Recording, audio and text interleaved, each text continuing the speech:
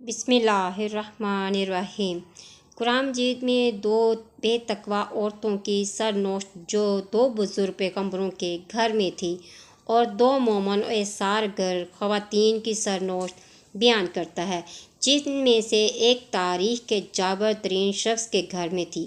ارشاد الہی ہے، خدا نے کافروں کے لیے ایک مثال بیان کی ہے، نوح کی بیوی کی مثال اور لوط کی بیوی کی مثال۔ وہ دونوں ہمارے دو صالح بندوں کے ماتحت تھی، لیکن انہوں نے ان سے خیانت کی۔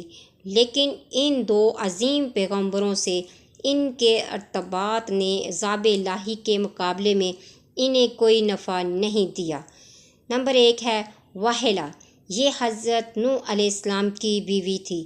اس کو ایک نبی برحق کی زوجیت کا شرف حاصل ہوا اور برسوں یہ اللہ تعالیٰ کے نبی علیہ السلام کی صحبت سے سرفراز رہی، مگر اس کی بد نصیبی قابل عبرت ہے کہ اس کو ایمان نصیب نہیں ہوا، بلکہ یہ حضرت نوح علیہ السلام کی دشمنی اور توہین اور بے ادبی کے سبب سے بے ایمان ہو کر مر گئی اور جہنم میں داخل ہوئی۔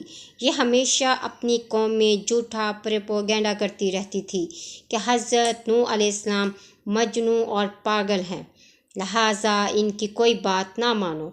نمبر 2 ہے وائلہ۔ یہ حضرت لوط علیہ السلام کی بیوی تھی۔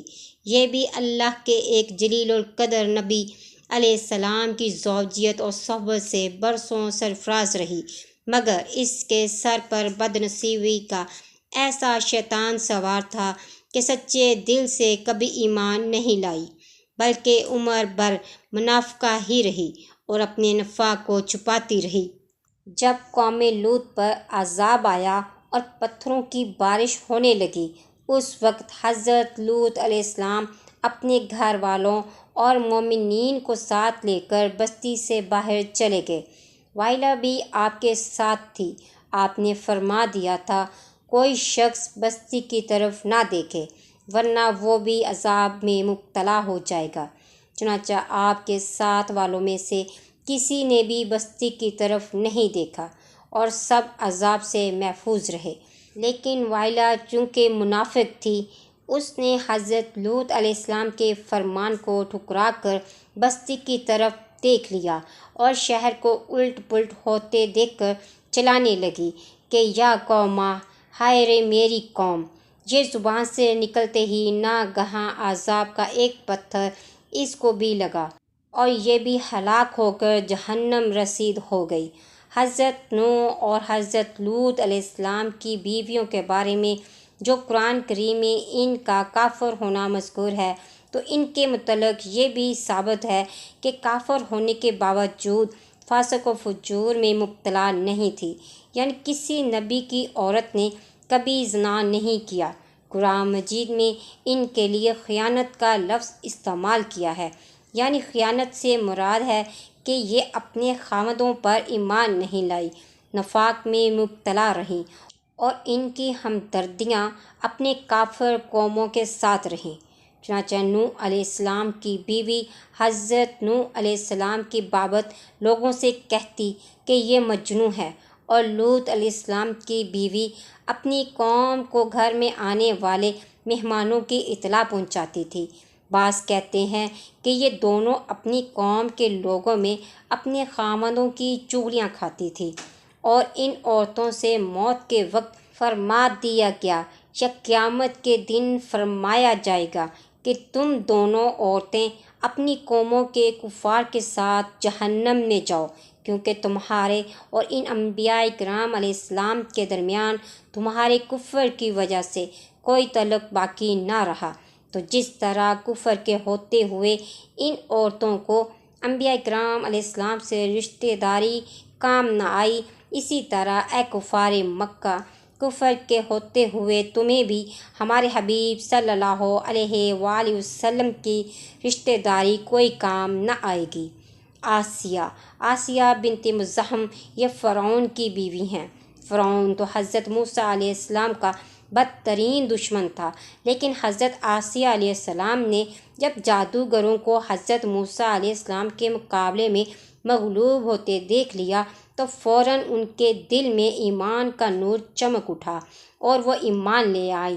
جب فرعون کو خبر ہوئی تو اس ظالم نے ان پر بڑے بڑے عذاب کیے، بہت زیادہ زود و کوب کے بعد میخا کر دیا، یعنی 4 کونٹیاں گاڑ کر حضرت آسیہ علیہ السلام کے چاروں ہاتھوں پاؤں میں لوہے کی میخیں ٹھوک کر 4 کونٹیوں میں اس طرح جکڑ دیا کہ وہ ہل بھی نہیں سکتی تھی، اور بھاری پتھر سینے پر رکھ کر دھوپ کی تپش میں ڈال دیا، کھانا پینا بند کر دیا۔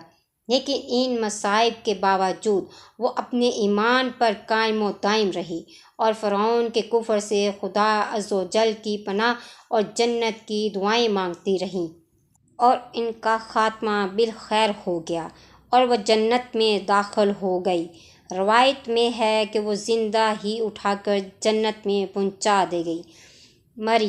مریم بنت عمران علیہ السلام یہ حضرت عیسیٰ علیہ السلام کی والدہ ہیں۔ چونکہ حضرت عیسیٰ علیہ السلام ان کے شکم سے بغیر باپ کے پیدا ہوئے، اس لیے ان کی قوم نے طعن اور بدگوئیوں سے ان کو بڑی بڑی اذیتیں پہنچائی، مگر یہ صابر رہ کر اتنے بڑے بڑے مراتب و درجات سے سرفراز ہوئی کہ خداوند قدوس نے قرآن مجید میں ان کی مدح و ثنا کا بار بار خطبہ ارشاد فرمایا۔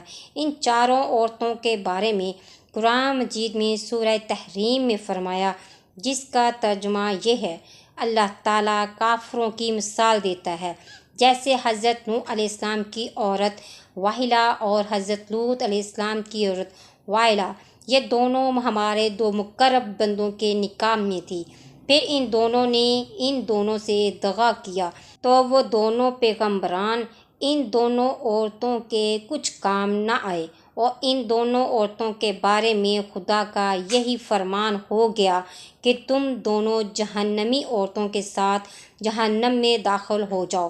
اور اللہ تعالیٰ مسلمانوں کی مثال بیان فرماتا ہے۔ فرعون کی بیوی آسیہ جب انہوں نے عرض کی، اے میرے رب، میرے لیے اپنے پاس جنت میں گھر بنا اور مجھے فرعون اور اس کے کام سے نجات دے اور مجھے ظالم لوگوں سے نجات بخش، اور عمران کی بیٹی مریم جس نے اپنی پارسائی کی حفاظت کی، تو ہم نے اس میں اپنی طرف کی روح پھونکی اور اس نے اپنے رب کی باتوں اور اس کی کتابوں کی تصدیق کی اور فرمانبرداروں میں سے ہوئی۔ درس ہدایت: واحلہ اور وائلہ دونوں نبی کی بیویاں ہو کر کفر و نفاق میں گرفتار ہو کر جہنم میں رسید ہو گئی، اور فرعون جیسے کافر کی بیوی حضرت آسیہ ایمان کامل کی دولت پا کر جنت میں داخل ہوئی، اور حضرت آسیہ حق ظاہر ہو جانے کے بعد اس طرح ایمان لائی کہ فرعون کے سب آرام و راحت کو ٹھکرا دیا اور بے پناہ تکلیفوں اور ایذاؤں کے باوجود اپنے ایمان پر قائم رہی۔ بلا شبہ یہ باتیں قابل عبرت ہیں۔ ناظرین، اگر آج کی میری ویڈیو آپ کو اچھی لگی ہے تو پلیز میرے چینل کو لائک اور سبسکرائب کرنا مت بھولیے گا۔ ملتے ہیں نیکسٹ ویڈیو میں، فی امان اللہ۔